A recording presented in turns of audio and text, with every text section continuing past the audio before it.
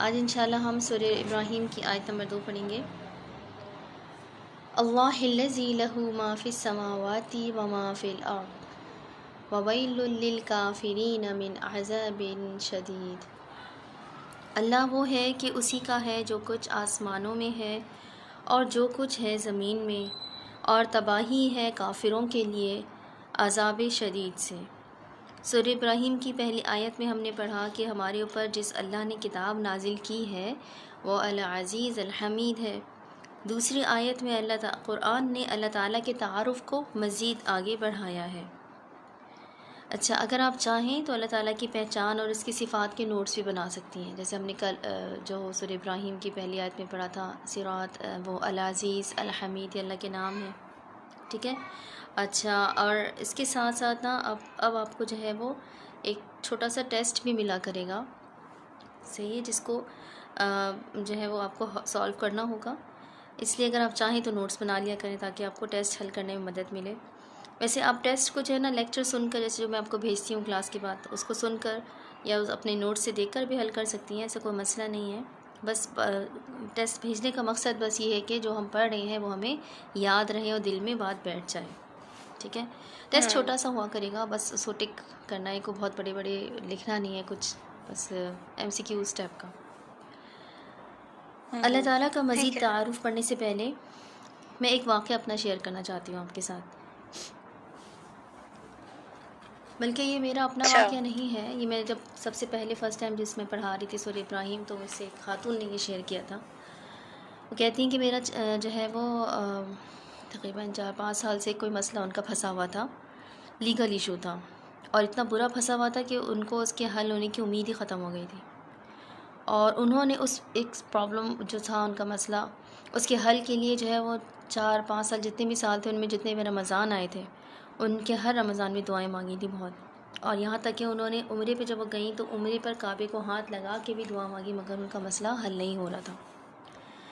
تو ان کا یہ کہنا تھا کہ جب میں نے ان کو یہ سبق پڑھایا تھا، پہلا سبق، تو جو ہے نا ان کو پڑھنے کے نیکسٹ ڈے اچانک سے انہیں وہ اپنا مسئلہ یاد آیا۔ وہ اتنا پرانا اور بھولا بسرا ہو گیا تھا کہ اس کے لیے وہ دعا بھی نہیں مانگتی تھیں۔ ایسے ہی ہوتا ہے نا، جب کوئی ہمارا مسئلہ حل نہیں ہوتا اس کے لیے شروع میں تو بہت دعائیں مانگتے ہیں، پھر آہستہ آہستہ یہ ہوتا ہے کہ ہم اس کو دعا مانگنے ہی بھول جاتے ہیں، پھر جب خاص طور پہ جب 4-5 سال گزر جائیں۔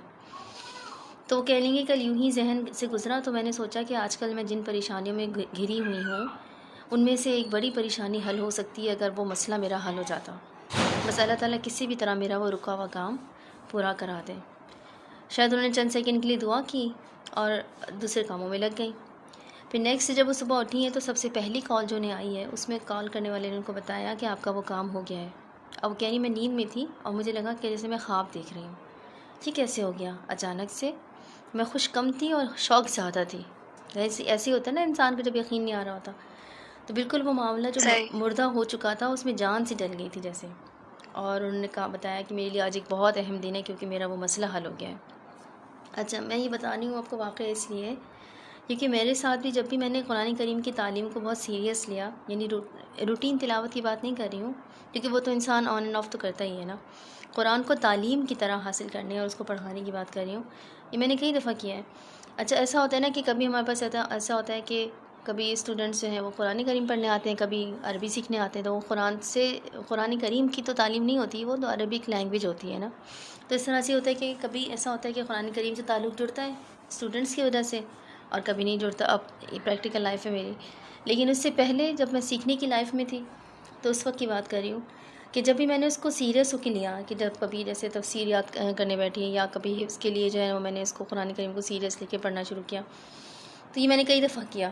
پہلی بار جب مدرسے میں داخلہ لیا تو تفسیر کی باجی جتنا سبق دیتی تھی میں وہ سب کچھ یاد کر لیتی تھی، زبانی کر لیتی تھی، حفظ کر لیتی تھی، سورت کے الفاظ بھی، ترجمہ بھی، تفسیر بھی، حالانکہ ہمارے ایگزام میں صرف ترجمہ آتا تھا، پھر بھی اور کہیں اور اس کے بعد پھر اور بھی کئی جگہ پہ میں نے تفسیر کلاسز لیں، قرآن کورسز کیے، کئی سالوں سے پڑھا بھی رہی ہوں مدارس وغیرہ میں آن لائن۔ تو میں نے نوٹ کیا کہ جب بھی میں ٹک کر بیٹھ کر قرآن کریم پڑھنے کا یا پڑھانے کا سلسلہ شروع کیا نا، دو چیزیں لازمی ہوئی میرے ساتھ، ہو سکتا ہے آپ کے ساتھ بھی ہوں، بس اس لیے آپ کو بتانا چاہ رہی ہوں۔ پہلی چیز کیا کہ میرا قرآن کریم کی تعلیم کے دوران ایک دن بھی ایسے نہیں گزرا یا مطلب مفہوم کے طور پہ بتا رہی ہوں، مطلب ایسا نہیں ہوا کہ جو ہے نا جب میں بیمار نہ ہوئی ہوں، یعنی میں بہت اکثر میں بیمار رہتی تھی، یا مجھے کوئی زخم یا کوئی ٹھوکر یا کوئی نیل آ جاتا تھا، کبھی ہاتھ جل گیا، کبھی گر گئی، کبھی کوئی پٹھا کھنچ گیا، کبھی مائگرین آ گیا، یا کبھی جو ایسا ہوتا تھا کہ جو ہے وہ کسی سے لڑائی ہو گئی اتنی زیادہ کہ دل ہی نہیں چاہ رہا کہ میں قرآن کریم نکال کے بیٹھوں، یعنی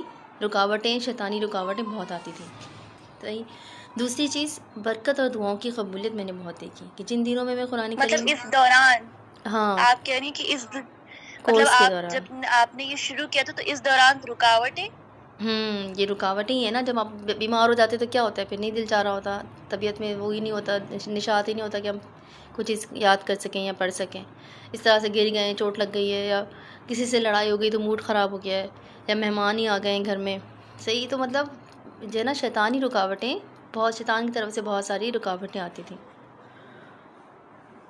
اور دوسری چیز میں نے کیا محسوس کی کہ برکت اور دعاؤں کی قبولیت دیکھی میں نے کہ جن دنوں میں قرآن پڑھاتی ہوں نا، ان دنوں میں نے اپنی زندگی میں اتنی برکتیں نازل ہوتی دیکھی کہ میں بیان نہیں کر سکتی.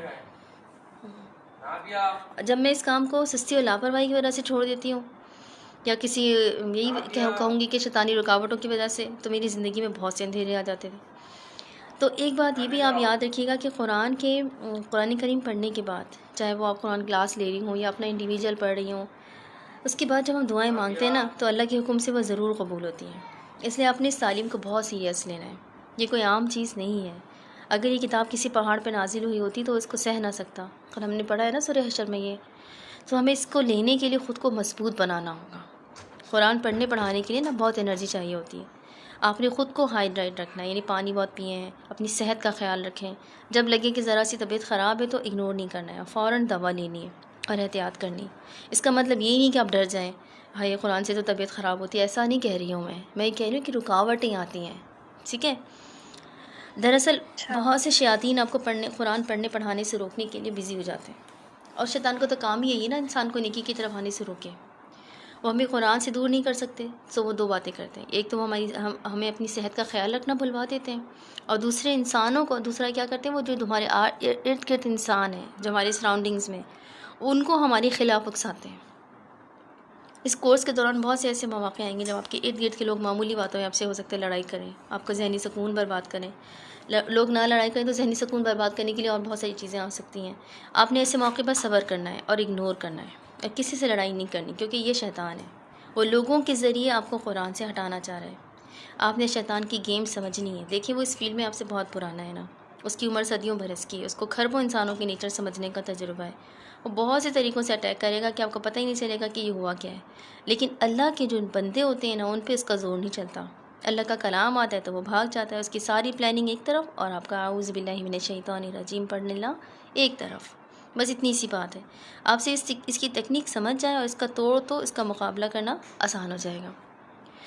اللہ کے قرآن کے آگے وہ کچھ نہیں کر سکتا. بس جو بھی ہو جائے، آپ نے کورس نہیں چھوڑنا، اپنی جو تلاوت ہے اسے نہیں چھوڑنا، روز کا سبق روز پڑھنا ہے، سستی نہیں کرنی. اس کے علاوہ اپنے لیے دعائیں بہت مانگنی ہیں. اس کورس کے دوران اپنے سارے مسئلوں کے لیے دعائیں مانگیں، یاد کر کر کے دعائیں مانگیں. مجھے اللہ تعالیٰ سے پوری امید ہے کہ وہ قرآن سیکھنے کی برکت سے آپ کے بہت سے رکے ہوئے کام جو ہے وہ بحال کر دے گا. آپ آزما کے دیکھیے گا. آپ چلتے آیت کی طرف. اچھا اللہ الذی لہو ایک ما. بات مجھے آپ کو بتانی تھی. جی کل میں بتائیں. نے آپ سے 8 ساڑھے 8 بجے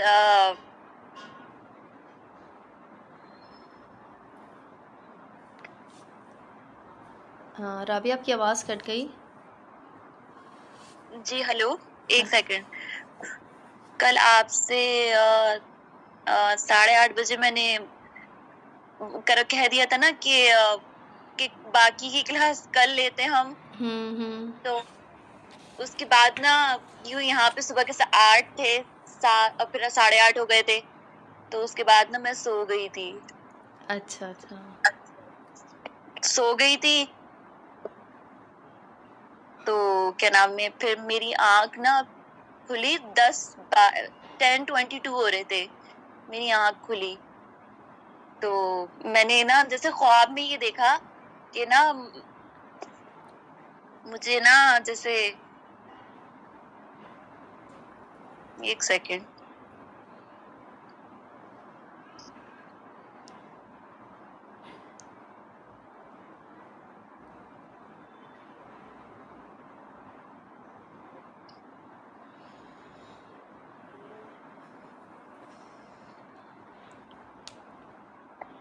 ہیلو. جی جی بولے رابعہ، جی سن رہی ہوں. جیسے میں نے خواب میں نا ایسے دیکھا کہ نا کہ کوئی مجھے نا جیسے کہہ رہا ہے کہ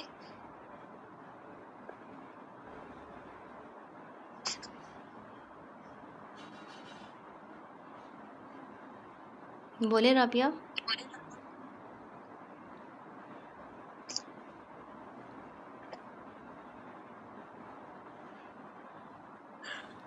رابعہ آپ کی آواز نہیں آ رہی.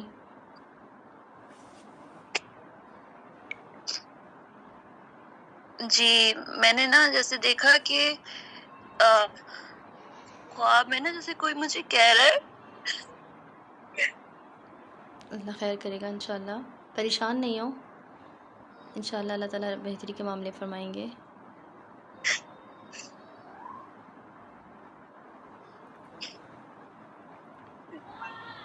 کہ نا جیسے نہیں مجھے نہیں پینا، 1 سیکنڈ. اوکے کہ جیسے اوکے دروازہ بند کر کے آپ جاؤ، ٹھیک ہے. کہ نا جیسے 2 کیکڑے ہیں، ان کا جو شیل ہے نا وہ ایسا ہے کہ نا زیبرا پرنٹ ہوتا ہے ویسا ہے.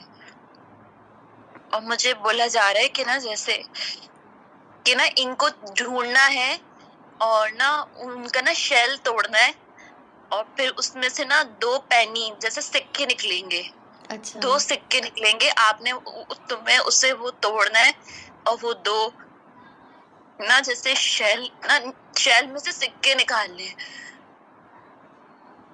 اچھا اگر وہ سکے نکال لیے، وہ ڈھونڈ لیے، تو تم نا جنت میں ڈالی جاؤ گی، جنت میں جاؤ گی.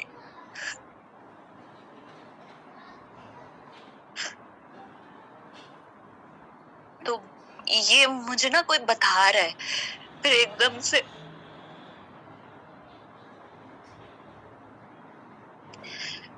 سے میری پھر جھٹکے سے نا آنکھ کھل گئی. تو 10:22 ہو رہے تھے. سوری میرا تھوڑا دل ایسا ہے، فوراً آنسو نا آنکھوں میں رکھے ہوئے ہوتے ہیں میرے. خیرن رہیتی و خیر ما تکن. انشاءاللہ خیر ہی ہوگی، اس سے ہم خیر کا ہی جو ہے وہ تعبیر لیں گے انشاءاللہ. خیر ہی ہوگی انشاءاللہ العزیز. آپ تفسیر کی کلاس جو ہے وہ پڑھ کے مطلب دین کی تعلیم، دین کا علم حاصل کرتے ہوئے جو ہے وہ سو گئی تھیں، اور اس میں آپ کو شاید بس مجھے یہی سمجھ آ رہا ہے کہ آپ کو یہ اشارہ بتایا جا رہا ہے کہ آپ کے لیے جو ہے وہ جتنا آپ علم میں آگے بڑھیں گی، اس کو جتنا تلاش کریں گے، اسی میں پھر آپ کے لیے وہ جنت کا راستہ آسان ہوگا. جی بس میں یہی میرا تھا کہ آپ سے کلاس لی، اور نا میری نا آنکھ لگ گئی تھی کیونکہ میرے گھر میں ایک گیسٹ آئے ہوئے ہیں. تو بس میرا یہی تھا کہ میں ابھی تھوڑی دیر سو جاتی ہوں، پھر میں اٹھوں گی تو ان کو ناشتہ وغیرہ دوں گی. تو بس مجھے یہی ہوا، بس میں سوئی، اور پھر ایک دم سے میں نے یہ دیکھا اور جھٹکے سے میری آنکھ کھلی. 10:22 ہو رہے تھے. اور پھر جب میں نے، ویسے تو مجھے اکثر ہے ہی ایسا کہ یاد نہیں رہتے. پھر دوپہر کو جو میری جو آئی ہوئی تھی چچیا ساس، ان کے لیے میں کھانا وغیرہ کر رہی تھی، تو مجھے نا ایک دم سے یاد آیا. اور جب یاد آیا نا تو پھر جو ہم بہشتی زیور میں پڑھ رہے تھے وہ مجھے لگ رہا تھا کہ یہ میں خواب میں دیکھ رہی ہوں. جو ہم پڑھ رہے تھے نا منکر نکیر کا، اور جو ہوگا اس کو ویسے ہی دکھایا جائے گا. جنت کا ہوگا جنتی تو اس کو وہی دکھایا، اور جو دوزخی ہوگا اس کو. تو وہ اس وقت میں یاد تو کر رہی تھی، مگر مجھے ایسا لگ رہا تھا کہ وہ میں شاید خواب میں دیکھ رہی تھی. پھر آپ نے جب مجھے یہ سب ریکارڈنگ، یہ سب پکچر آپ نے مجھے بھیجی، تو پھر میں نے اپنی بیٹی سے فون منگوایا. پھر میں نے اس پہ یہ سب دیکھا کہ ہاں یہ میرے ذہن میں چل رہا تھا کہ یہ بھی خواب میں چل رہا تھا میرے، یا یہ میں پڑھ کے سوئی تھی. تو وہ سب جو میں آپ سے صبح جو پڑھ کے سوئی اور ایک دم سے سو گئی، تو ایک دم سے ہی مجھے خواب آیا. تو میں نے اپنے ہسبینڈ کو بتایا تھا، اور ابھی آپ دوسری یہاں پہ. میں اپنی امی کو بھی بتاتی ہوں فوراً فون کر کے پاکستان، لیکن ان سے بات نہیں ہو سکی. تو میرا یہ تھا کہ میں آپ سے شیئر کروں گی کہ مجھے نا ایسا جیسے ہوا. اور پھر 10:22 میں میری بس نا جیسے جھٹکے سے آنکھ کھل گئی. پھر آپ کو تو پتہ ہے انسان اٹھتا ہے تو روزمرہ کی چیزوں میں لگ جاتا ہے. پھر دوپہر کو پکاتے وقت مجھے ایک دم سے خیال آیا کہ یہ میں نے، کیونکہ مجھے یاد رہتا ہی نہیں ہے، اکثر ایسا ہوتا ہے یاد نہیں رہتا. اور یہ حقیقی پھر اس کے بعد مجھے پرانی چیزیں یاد آنے لگی کہ پہلے میرے جو کام تھے اس کام کے لیے مطلب ہوتا ہے نا کہ جو بھی ہوتا ہے نا بہت سیریس کام، تو میں سجدوں میں دعاؤں میں اس میں بہت لگ جاتی ہوں، اور جب میں اس طرح لگتی ہوں تو پھر مجھے خواب ایسے آ جاتے ہیں. تو ابھی ہمارا گھر کا ہونا تھا، تو اس میں میری مہینوں سے، کیونکہ 8 مہینے تک ہم نے گھر ڈھونڈے، تو مہینوں تک ایسا ہی گیا کہ میں نے تہجد پڑھی، میں تہجد میں اٹھی گئی اور میں نے پڑھی. پھر لیکن اس کے لیے یہ نہیں کہ میں تہجد پڑھی تو فوراً ہی ہو گیا، میں نے مہینوں تک یہ کیا، میں لگ گئی کہ ہمارا یہ کام ہو جائے، ہمیں ایسا گھر مل جائے، ہم زندگی کا پہلا قدم ایسا اٹھا رہے ہیں. تو جیسے میں اس میں بھی تھی، تو مجھے بھی تو خواب ایسے مجھے نا، جب بھی مجھے ایسے آئے کہ ایک جانماز ہے بہت کام دانی، جسے کہتے ہیں نا ستاروں بھری جانماز، اچھا، ایک ایسا دیکھا کہ میں کسی کے گھر، کہ میرا ایک گھر ہے باہر، گھر کے باہر کا ایک صحن ہے، وہاں فرش پہ بیٹھ کے بچوں کو مدرسہ پڑھا رہی ہوں، باہر اسکول کی بس ہے. تو یہ میرے ساتھ ہوتا، یہ پہلے بھی میرے ساتھ ایسا ہوا ہے. لیکن میرا یہی ہے کہ میرا کوئی بھی کام ہو تو میں لگ پڑتی ہوں دعاؤں کے لیے، نمازوں کے لیے، تسبیحات کے لیے. اور جب میں ایسا کرتی ہوں تو مجھے ایسا خواب آ جائے گا، یا پھر پتہ نہیں ایک دم سے کیا ہوتا ہے کہ چھوڑ دیتی ہوں، اپنا کام ہوا تو چھوڑ دیا. لیکن یہ کہ نماز قرآن کی میں بچپن سے تو ہوں، لیکن وہ یہی ہوتا ہے کہ بس جلدی سے نماز پڑھی، دعا پڑھی، اٹھی، یہ تو روٹین میں اس طرح سے ہو جاتا ہے. لیکن جب بھی میں نے یہ سب شروع کیا، پڑھنا شروع کیا، دیکھتی تھی کہ سوشل میڈیا پہ اچھا یہ وظائف پڑھوں گی تو ایسا میرا کام ہو جائے گا، میرے گھر کا ہو جائے گا. تو جب بھی میں نے ایسا کیا مجھے خواب آیا ہے، ایسا آیا ہے. ہاں، اصل میں ہم جن سوچوں میں ہوتے ہیں، جس چیز کے بہت زیادہ طلب میں ہوتے ہیں، تو اکثر ہمیں وہ چیزیں خواب میں نظر آ جاتی ہیں. اور خواب کا تو یہ ہے کہ جو ہم فجر کی نماز سے پہلے دیکھتے ہیں نا خواب، تو اکثر وہ ہوتے ہیں کہ ان کا کہا جاتا ہے کہ وہ سچے ہوتے ہیں، یا ہو سکتا ہے کہ وہ سچے ہوں. لیکن اس کے لیے بہت ساری اور بھی چیزیں ہیں کہ جیسے ہم نے مطلب ہم نے کیا کھایا ہے، اور اس کے بھی اثرات ہوتے ہیں خواب کے اوپر، اور بہت ساری چیزیں ڈیپینڈ کرتی ہیں. میں اتنا خواب کے اس میں ماہر نہیں ہوں، بلکہ میں بالکل بھی ماہر نہیں ہوں، بالکل نہیں. لیکن ہم اللہ تعالیٰ سے بس یہی دعا کرتے ہیں کہ اللہ تعالیٰ ہمیشہ خیر رکھے اور ہمیں خیر ہی دکھائے. اور یہ اچھی بات ہے کہ آپ اللہ تعالیٰ سے اتنا لگ کے، اتنا دعا کر کے مانگتی ہیں. کیونکہ میں آپ کو ایک مشورہ دوں گی کہ آپ اس طرح سے اس دعاؤں کو اور تسبیحات کو جاری رکھا کریں، انہیں چھوڑا نہیں کریں کام ہونے کے بعد. لیکن ہم جب اللہ تعالیٰ کو اپنی آسانی میں یاد رکھتے ہیں تو اللہ تعالیٰ ہمیں ہماری مشکل میں بھی یاد رکھتے ہیں. جی یہی تو نا، میں سب کو یہ بتاتی ہوں کہ آج میں جس گھر میں بیٹھی ہوں، میں اپنی تہجدوں کی نماز اور تہجد میں اٹھ کر مجھے شاید میری مرضی کا مجھے جنت جیسا گھر مل تو گیا، لیکن یہ کہ اب وہ میرا یہ ہو گیا. تو اب میں اس کے بعد سے مطلب اب مجھے اپنے گھر میں 2 سال ہو گئے. یہ 2 سال پہلے کی بات ہے کہ میں اتنا اٹھی تہجد میں، اتنا اٹھی، اور میں نے اتنی دعائیں کری. اور اب اس کے بعد سے کوئی تہجد نہیں، مطلب ہوئی تو کبھی 1 دفعہ سال میں، مطلب اس طرح سے 2 دفعہ، 10 دفعہ تو کبھی نہیں. تو اس سے میری جو مانگی ہوئی چیز تھی وہ تو مجھے مل گئی، مجھے میرا گھر مل گیا، جیسا چاہا ویسا مل گیا. لیکن یہ کہ مطلب اب وہ چیز نہیں رہی، مطلب نماز میں تہجد میں اٹھ ہی نہیں پاتی ہوں. تو یہ صحیح. لیکن اس چیز کو اب انشاءاللہ ابھی آپ ذکر کریں تو اس کا مطلب ہے کہ آپ کو اس کا احساس ہے اور آپ اسے کرنا چاہتی ہیں واپس نا. تو انشاءاللہ آپ اس چیز کو، ارادے کو پکا رکھیں اور اللہ تعالیٰ سے مانگیں. تو اور اس کی جو تہجد میں اٹھنے کی جو ٹپس ہیں نا اس کو فالو کریں تو انشاءاللہ آپ ضرور اٹھ جائیں گے. جیسے رات میں جلدی سو جائیں، دن میں نیند لے لیا کریں، اور نیت بنا لیں، تو پھر انشاءاللہ اللہ تعالیٰ پھر آپ کو خود ہی اٹھائیں گے، خود ہی آپ کی آنکھ کھل جائے گی انشاءاللہ العزیز. انشاءاللہ. چلیں آگے چلتے ہیں، ہم دعا وہ پڑھتے ہیں اپنی آیت کو. اللہ الذی لہ ما فی السماوات و ما فی الارض. اللہ وہ ہے کہ اسی کا ہے جو کچھ آسمانوں میں ہے اور جو کچھ ہے زمین میں. اللہ کون ہے؟ وہ جس کے لیے ہر وہ چیز جو آسمانوں اور زمین میں ہے. اب ہمارے پاس یہاں پہ لفظ ہے السماوات، ٹھیک ہے. السماوات جو ہے وہ جمع ہے السما کی. سما کی جمع کیا ہوتی ہے؟ سماوات، یعنی کہ آسمان. آسمان 7 ہیں اور اللہ کا عرش 7ویں آسمان پہ ہے. اور یہاں پہ لفظ ہے وما فی الارض کے لیے لفظ ہے ارض ہے، ٹھیک ہے. ارض کسے کہتے ہیں؟ زمین کو. عربی میں ضاد کو اردو کی طرح نہیں پڑھتے، بلکہ ضاد جو ہے نا وہ اس کی الگ بالکل مخرج ہوتا ہے. تو اسی ارتھ سے انگریزی کا لفظ ارتھ نکلا ہے، EARTH. ارتھ جو ہے نا وہ اسی ارتھ سے نکلا ہے. عربی زبانوں کی ماں ہے. دنیا کی تقریباً ہر زبان میں اس سے الفاظ لیے گئے ہیں. جیسے عربی میں کپاس کو کتن کہتے ہیں نا، اور انگلش میں کاٹن کہتے ہیں. اللہ تعالیٰ نے زمین اور ساتوں آسمانوں کا حوالہ دے کر انسانوں کو یاد کرایا ہے کہ اس دنیا میں جو کچھ ہے وہ اللہ کا ہے. اللہ الذی لہ ما فی السماوات. لہو کا مطلب ہوتا ہے کے لیے، یعنی جو کچھ ہے وہ اللہ تعالیٰ کے لیے ہے. اس دنیا میں کیا کیا ہے؟ آسمانوں کے اوپر جا کر ہم نے نہیں دیکھا ہے، سو ہم ان سے واقف نہیں. زمین کی طرف آئیں، آپ کی اس عرض میں کیا کیا ہے؟ پہاڑ، جانور، درخت، عمارتیں، سمندر، ہر چیز اللہ کے لیے ہے. ہر چیز اللہ کی ہے. کیا مطلب ہوا اس بات کا؟ اس کو ذرا گہرائی میں اگر جا کے سمجھیں.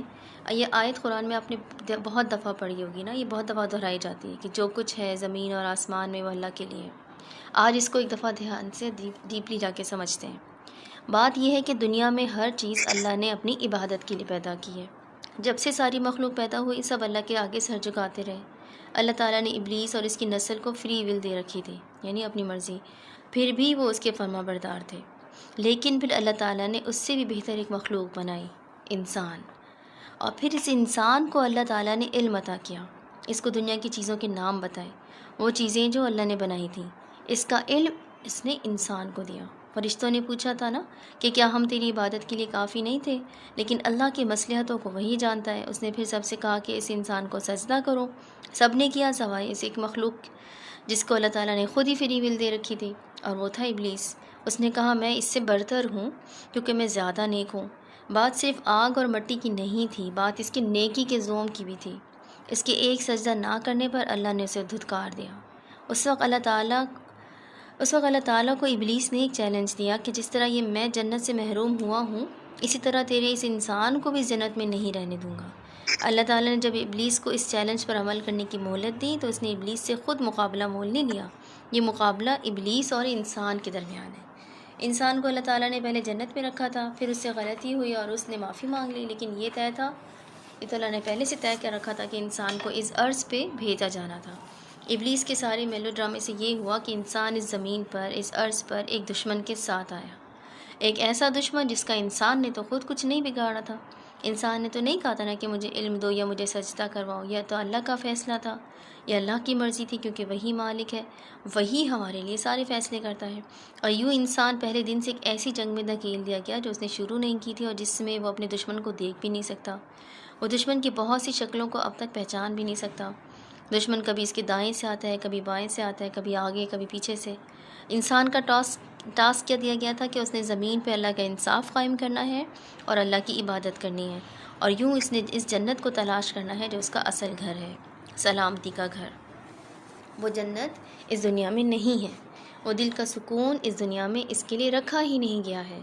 وہ جنت اگلے جہاں میں اس کو ملنی ہے، اور اس میں واپس جانے کے لیے سوائے عیسیٰ علیہ السلام کے ہر انسان کا مرنا ضروری ہے. عیسیٰ علیہ السلام کو اللہ تعالیٰ نے بھی موت نہیں دی، ان کو بس آسمان پہ اٹھا لیا ہے، اور جب وہ دوبارہ آئیں گے تو پھر اس کے بعد ان کی موت آئے گی. انسان کا ٹاسک یہ تھا کہ وہ اس دنیا میں اچھے کام کرے، اللہ کے بندوں میں انصاف قائم کرے، اللہ کی عبادت کرے، اور یوں اپنے اعمال سے جنت کا راستہ آسان کرے. اور وہ کوئی ایسا کام نہ کرے جس سے اللہ تعالیٰ اسے اتنا ناراض ہو جائے کہ اس کو اپنی جنت سے محروم کر دے. اللہ نے شیطان کو انسان کے دائیں بائیں آگے پیچھے سے آنے کی چھوٹ دے رکھی ہے، لیکن اوپر نیچے کا راستہ بند ہے. اوپر اور نیچے سے شیطان انسان پہ حملہ نہیں کر سکتا. اور اوپر کیا ہے؟ دعا کا راستہ، اور نیچے ہے سجدے کا راستہ. یہ راستے انسان کے لیے کھلے ہیں. اگر وہ خود ان کو بند کر لے تو وہ الگ بات ہے. انسان کو کرنا یہ تھا کہ وہ اپنے اس اندیکھے دشمن سے خبردار رہے جس نے اس کے بابا آدم علیہ السلام اور ماں حوا کو بے لباس کیا تھا. اسے ہر وقت چوکنا رہنا تھا اور خود کو اس کانٹوں بھری دنیا میں سمیٹ کے چلانا تھا تاکہ اس کی کھوئی ہوئی جنت کا راستہ اس کو مل سکے. یہ تھا وہ کام جو انسان کو کرنا تھا. جب انسان اپنی جنت اسی دنیا میں تلاش کرنا شروع کر دیتا ہے تو کیا ہوتا ہے؟ جنت اس دنیا میں نہیں ہے نا. جنت اس دنیا میں سے نہیں ملنی، لیکن وہ سمجھنے لگتا ہے کہ اس دنیا میں ہر چیز وہ حاصل کر سکتا ہے اگر اس کے لیے محنت کرے، اگر وہ اس کے لیے اچھا برا ہر کام کرے تو اس کو دنیا مل جائے گی، اس کو دولت مل جائے گی، شہرت مل جائے گی، اس کو اپنی محبت مل جائے گی، جس انسان کو پانا ہے وہ بھی مل جائے گا، جس کی دوستی کی خواہش ہے اس کی دوستی مل جائے گی، جس سے آگے نکلنے کا شوق ہے اس کے مقابلے میں فتح مل جائے گی۔ اب مسئلہ وہیں سے شروع ہوا کہ جب شیطان نے انسان کو یہ دکھانا شروع کیا کہ تمہیں جنت اسی دنیا میں مل سکتی ہے، کیونکہ یہ دنیا اور اس کی ہر چیز پہ تمہارا حق ہے، مگر ایسا نہیں ہے۔ یہ دنیا اللہ تعالیٰ کی ہے، یہ آسمان اللہ تعالیٰ کے ہیں۔ اس دنیا کی ہر وہ چیز جو آپ کو پسند ہے، جسے آپ کو حاصل کرنے کی لگن ہے، وہ آپ کی نہیں ہے، وہ اللہ تعالیٰ کی ہے۔ اس کی جب مرضی ہوگی وہ آپ کو عطا کر دے گا، اس کی مرضی نہیں ہوگی تو عطا نہیں کرے گا۔ وہ جو چاہے آپ کو عطا کر کے واپس چھین لے، وہ آپ کی محنت سے لگایا باغ راتوں رات ضائع کر دے، وہ آپ کی ذرا سی دعا پہ آپ کے بنجر باغ کو ایک ہی رات میں ہرا بھرا کر دے۔ یہ اس کی مرضی ہے، یہ اس کے فیصلے، کیونکہ وہ ہے مالک ہر چیز کا، اور میں اور آپ اس سے شکایت نہیں کر سکتے، ہم اس سے ناراض نہیں ہو سکتے۔ وہ دے تو ہمیں شکر کرنا ہے، وہ نہ دے تو ہمیں دعا مانگنی ہے، لیکن شکوہ اس ایکویشن میں فٹ نہیں آتا۔ اس نے دنیا کو آپ کے لیے نہیں بنایا، اس نے دنیا میں آپ کے لیے جنت نہیں رکھی۔ اسی طرح اس دنیا میں بنائے گئے اس کے انسان بھی اللہ ہی کے ہیں، میں اور آپ بھی اللہ ہی کے ہیں، وہ ہمارا مالک ہے، وہ ہمارا رب ہے، اور وہ تمام لوگ جن کو ہم اپنی زندگی میں شامل کرنا چاہتے ہیں وہ سب بھی اسی کے ہیں۔ ہر انسان کا مالک وہی ہے، اس کی مرضی ہوگی تو وہ آپ کو وہ انسان عطا کر دے گا، اس کی مرضی ہوگی تو وہ اسے آپ سے دور کر دے گا۔ کون آپ سے دوستی کرتا ہے، کون بنا قصور کے آپ کو چھوڑ دیتا ہے، کون آپ کا دل دکھاتا ہے، کون کسی چھوٹی سی غلطی کی وجہ سے آپ سے دور ہو جاتا ہے، یہ سب فیصلے اس رب کے ہیں۔ کس کو موت کے ہاتھوں اس نے آپ کی زندگی سے دور لے جانا ہے، یہ اس کی مرضی ہے، کیونکہ سب بندے اس کے ہیں۔ لوگوں کو ہم سے محبت ہماری وجہ سے نہیں ہوتی ہے، ہاں ذات کی اچھائیاں ایک رول پلے کرتی ہیں، مگر یہ اللہ کا پلان ہوتا ہے۔ اسی طرح لوگ ہمیں ہماری وجہ سے نہیں چھوڑتے، ہاں غلطی ان کی اور آپ کی دونوں کی ہو سکتی ہے، لیکن اصل میں یہ اللہ نے لکھ رکھا ہوتا ہے۔ اس نے اجازت دی تو اس شخص نے آپ کو چھوڑا، اس نے حکم صادر فرمائے تو اس شخص کی موت ہوئی، اس کی مرضی سے آپ کو بزنس میں نقصان ہو، اس کی مرضی سے آپ کو کامیابی ملی، سب اسی کے ہیں نا، اور سب کو اسی کی رضا پہ راضی رہنا سیکھنا ہے، اور جو اس کی رضا پہ راضی نہیں ہوتی تو ان کے لیے کیا ہے؟ اللہ الذی لہ ما فی السماوات و ما فی الارض وویل للکافرین من عذاب شدید، اور تباہی ہے کافروں کے لیے عذاب شدید سے۔ قرآن کریم میں ویل کا لفظ آیا ہے، یہاں پہ بھی ہے ویل۔ ویل کا لفظ قرآن کریم میں 40 دفعہ آیا ہے، اور اس کا مطلب ہوتا ہے بدلہ، سزا، غضب، غصہ، افسوس کرنا، شدید تباہی، وارننگ بھی۔ جب بھی ویل سے پہلے یا آ جاتا ہے نا تو اس کا مطلب مزید شدت اختیار کر دیتا ہے، جیسے یا ویلنا۔ کیا معلوم ہوا اس آیت سے کہ ویل تباہی ہے کافروں کے لیے۔ اور کافر کیا ہوتا ہے؟ کافر کا لفظ نکلا ہے، کافر کے لفظ کو بھی آج ہم دیکھ لیتے ہیں، قرآن کریم میں کئی دفعہ آتا ہے اور اس کو ہم آج پڑھ لیتے ہیں۔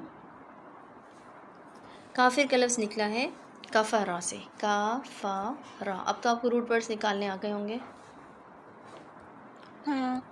کفرا سے نکلا ہے کافر، اور کفرا کا مطلب ہوتا ہے بیج کو زمین میں مٹی سے ڈھانک دینا یا چھپا دینا، اسی سے لفظ کافر نکلا ہے، جس کی لفظی معنی ہے کسان، کیونکہ کسان بیج کو زمین میں مٹی کے نیچے چھپا دیتا ہے۔ یہ لفظ قرآن میں کوئی 510 دفعہ استعمال ہوا ہے۔ علامہ سعدی رحمۃ اللہ علیہ کہتے ہیں کہ کفر کا لفظ نبیتین یا عبرانی زبان سے مستعار لیا گیا ہے۔ اب عربی میں عام بول چال میں کسان کے لیے استعمال ہوتا ہے، اور دوسرے معنوں میں اس شخص کے لیے جو اللہ کا انکار کرے، ٹھیک ہے۔ اسی طرح کفر کا ایک اور معنی چھپا دینا ہے، جیسے کسی چیز کو ڈھانک دینا، کور کر دینا، ڈھال کو کپڑے سے ڈھانک دینا۔ اس کا ایک مطلب اندھیرا بھی ہوتا ہے، رات کا اندھیرا، کیونکہ اس میں بھی سب چیزیں چھپ جاتی ہیں۔ اس کا مطلب سمندر بھی ہوتا ہے، کیونکہ اس میں کچھ ڈالو تو غرق ہو جاتا ہے۔ اس کا مطلب وسیع اور گہری وادی بھی ہے، اور یہ بارش کے معنوں میں بھی آتا ہے، کیونکہ بارش کا پانی سب کچھ ڈبو دیتا ہے۔ کفرا یعنی کفر یا کفر کا بنیادی مطلب بنتا ہے کچھ چھپانا، اور یہ اس کا اصطلاحی معنی ہے کہ اللہ تعالیٰ کے وجود کو چھپانا۔ آپ کو اللہ تعالیٰ کو کیسے چھپا سکتا ہے؟ تو بات یہ کہ جب کوئی کسی کے وجود کا انکار کرتا ہے تو وہ اس کو ایک طرح سے کور کر دیتا ہے، اس کو دنیا والوں کے نظروں سے چھپانا چاہتا ہے۔ اس طرح کفر یا کفرا کا ایک اور معنی نکالا جاتا ہے انکار کرنا، اور قرآن میں زیادہ تر یہ اسی معنوں میں استعمال ہوا ہے۔ کفر کا ایک اور معنی ناشکری کرنا بھی ہے، کیونکہ ناشکری کرنا بنیادی طور پہ اللہ کی نعمت کو ڈھانک دینے اور نعمت کے ملنے سے انکار کرنا ہوتا ہے۔ آپ نے سنا ہوگا نا کفر ون شکرا کے ساتھ کفرا کا لفظ آتا ہے۔ معلوم ہوا کہ ویل ہے ہر شخص کے لیے جو ناشکرا اور اللہ کا انکاری ہے۔ اور کس چیز کی ویل، سزا یا وارننگ دی گئی ہے یہاں پہ؟ وَوَيْلٌ لِّلْكَافِرِينَ مِنْ عَذَابٍ شَدِيدٍ، اور تباہی ہے کافروں کے لیے عذاب شدید سے، نافرمانوں اور ناشکروں کو عذاب شدید سے سزا دی جائے گی۔ اور عذاب کیا ہوتا ہے؟ ہم عذاب کے لفظ کو بھی دیکھیں گے اور آج آپ حیران ہو جائیں گے کہ عذاب کے لفظ کے کیا معنی ہوتے ہیں۔ عذاب شدید، ہم بچپن سے اس لفظ کو سنتے آ رہے ہیں نا، بولتے آ رہے ہیں، ذرا سی بات پہ کہتے ہیں کہ عذاب ہے یار، یا فلاں شخص عذاب ہے۔ بالکل، یہ لفظ بہت وزنی ہے، اس کو دھیان سے بولنا چاہیے۔ یہ میں خود بھی بہت بولتی ہوں اور اس لیے یہ نصیحت میں خود کو کر رہی ہوں۔ عذاب کا لفظ نکلا ہے عذابہ سے، عین زال اور با، یہ اس کا روٹ ورڈ ہے، ٹھیک ہے۔ عذاب کہتے ہیں کسی چیز کے میٹھا ہونے کو، لیکن ہم اس عذاب کو میٹھی چیز کے لیے استعمال نہیں کرتے، بلکہ اس چیز کے لیے استعمال کرتے ہیں جس سے مٹھاس نکال دی جائے۔ اسی طرح اس کا ایک اور مطلب ہے کسی کو میٹھا پانی دینے سے انکار کر دینا۔ اور عذاب شدید پیاس کے لیے بھی آتا ہے، ایسی شدید پیاس جس کے باعث انسان کچھ کھا بھی نہ سکے، یعنی کھانا سامنے ہو لیکن آپ اتنے پیاسے ہوں کہ کچھ بھی اچھا نہ لگے، بلکہ کچھ حلق سے نیچے بھی نہ اتر سکے، تو آپ کو بس پانی چاہیے اور کوئی اس پانی کو آپ سے روک لے۔ یہ ہے کسی کو عذاب دینا۔ اس کا مطلب کسی کو تکلیف دینا، ٹارچر کرنا بھی ہے، یعنی انسان کی زندگی سے مٹھاس کو ختم کر دینا۔ پانی کی مٹھاس سے اگر غور کریں تو کہا جاتا ہے نا پانی ٹیسٹ لیس ہوتا ہے، ہم نے یہ سنا ہے کہ اس میں ذائقہ نہیں ہوتا، لیکن میٹھا پانی اور کھارا پانی دونوں کا اپنا اپنا ایک ذائقہ ہوتا ہے نا۔ میٹھے پانی کی وہ ہلکی سی خوشگواریت اگر ختم کر دی جائے تو اس میں کڑواہٹ گھل جاتی ہے۔ عذاب ہر وہ چیز ہے جو آپ کی زندگی سے کسی ایک عنصر کو ایسے ریموو کر دے کہ باقی ہر شے کا مزہ ختم ہو جائے۔ جیسے پانی چلا جائے تو کھانا نہیں کھا جاتا نا، گلا خشک ہو جاتا ہے۔ ایسے ہی شدید کا لفظ کے لیے کیا لفظ استعمال ہوا ہے؟ شدید کا لفظ جو ہے وہ نکلا ہے شددہ سے، یعنی شدہ۔ اس میں دال کے اوپر جو ہے نا وہ کیا کہتے ہیں، شد آتا ہے، شدہ۔ اور شدہ کا مطلب ہوتا ہے کسی چیز کو سخت یعنی ہارڈ کر دینا، مضبوط کرنا، ٹف کرنا۔ اور عذاب شدید کا مطلب ہوتا ہے کسی کو بہت زیادہ ٹارچر کرنا۔ تو کیا معلوم ہوا اس کی آیت سے کہ اللہ تعالیٰ نے یہ دنیا بنائی اور ہمیں یہاں بھیجا تاکہ ہم اس کی زمین پہ انصاف قائم کریں اور اس کی عبادت کریں۔ وہ جو دے ہمارا حق نہیں وہ، ہمیں شکر ادا کرنا ہے اس کا، ہم شکر کریں گے تو وہ اور دے گا۔ ہمیں اس دنیا سے کچھ بھی چاہیے تو ہمیں اس کے لیے اس سے دعا کرنی ہے اور جائز طریقے سے محنت کرنی ہے، اس طرح اس کی جنت تک جانے کا راستہ آسان ہو جائے گا۔ ہمیں بس خود کو اس کی مرضی کے آگے جھکائے رکھنا ہے۔ اگر ہم خود کو نہیں جھکائیں گے، انکار کریں گے، ناشکری کریں گے، اس کی بات کو نہیں مانیں گے کہ اس دنیا میں سب کچھ اس کا ہے اور وہ ہمیں دے نہ دے اس کی مرضی ہے، اور خود کو اس کی مرضی کے سپرد نہیں کریں گے، تو کیا ہوگا؟ ہماری زندگیوں سے مٹھاس ختم ہو جائے گی۔ وَوَيْلٌ لِّلْكَافِرِينَ مِنْ عَذَابٍ شَدِيدٍ کا یہی مطلب ہے، ٹھیک ہے۔ ہم دنیا بھر کے کھانے سامنے ہوتے بھی کسی ایک چیز کے لیے پیاسے رہیں گے، ہماری وہ پیاس ہماری زندگی کا سکون چھین لے گی، کیونکہ ہم نے اپنے دسترخوان کو حلال اور حرام ہر طرح کی چیزوں سے بھرتے وقت یہ نہیں سوچا کہ یہ سب اللہ نے ہمیں جائز طریقے سے عطا کرنا تھا، ہم نے اس کو ناجائز طریقے سے نہیں لینا تھا، ہمیں اس کو اللہ سے مانگنا تھا، اور اگر وہ نہ دیتا تو ہمیں صبر کرنا تھا، لیکن اس کو کسی دوسرے کا حق مارتے ہوئے نہیں لینا تھا، ہمیں یہ سب اللہ تعالیٰ کو ناراض کر کے نہیں لینا تھا۔ ہم یہ سب کرتے اس لیے کہ اس دنیا میں اپنی جنت ڈھونڈ سکیں، مگر وہ تو نہیں ملے گی یہاں پہ۔ جنت کی تلاش کا سفر یہ دنیا ہے، یہاں جنت نہیں ہے، سکون نہیں ہے، ہمیشہ کی سلامتی نہیں ہے۔ ہر کچھ دن بعد کوئی مسئلہ ہوگا، کوئی آپ سے دور ہو جائے گا، کچھ آپ سے چھن جائے گا، یہی دنیا نہیں ایسی رہے گی۔ وہ جو ہم لوگ اسٹوریز میں پڑھا کرتے تھے نا ہیپی اینڈنگ، تو ہیپی اینڈنگ نہیں ہے دنیا میں۔ آج سے میں اور آپ اس سبق کو دہرائیں کہ یہاں ہمارا کچھ بھی نہیں ہے۔ ہمیں ان چیزوں کے پیچھے نہ بھاگنا ہے، نہ ان میں دل لگانا ہے، نہ خود کو ان کے لیے ہلکان کرنا ہے۔ اللہ کی مرضی ہوگی تو مل جائے گا سب کچھ، نہیں ہوگی تو نہیں ملے گا۔ اگر آپ اداسی سے سوچیں کہ اگر انسان کا کچھ بھی نہیں ہے، نہ مال، نہ جان، نہ رشتے، نہ محبتیں، سب اسے چھین سکتا ہے، سب کچھ پل میں پلٹ سکتا ہے، تو انسان کا ہے کیا ہمارا بھی کچھ ہے نا ہمارا؟ سوچا کبھی کہ ہمارا کیا ہے؟ قرآن میں اللہ تعالیٰ فرماتے میں تمہارا رب ہوں۔ سمجھ میں آیا کہ ساری دنیا اللہ کی ہے اور اللہ تعالیٰ ہمارا ہے، بس وہی ہمارا ہے، وہی ہمارے غم جانتا ہے، وہی ہمارے لیے راستے کھولتا ہے، وہی مدد کرتا ہے، وہی ہے جس کو جب پکارو تو وہ جواب دیتا ہے، بس وہی ہمارا ہے۔ ہم نے صرف اس کو اپنا بنانا ہے اور اس سے اپنا ریلیشن ٹھیک کرنا ہے، بس اللہ مل جائے انسان کو پھر سب مل جاتا ہے، ٹھیک ہے۔ آج کا ہمارا سبق اس آیت کا یہیں پہ ہم اینڈ کرتے ہیں۔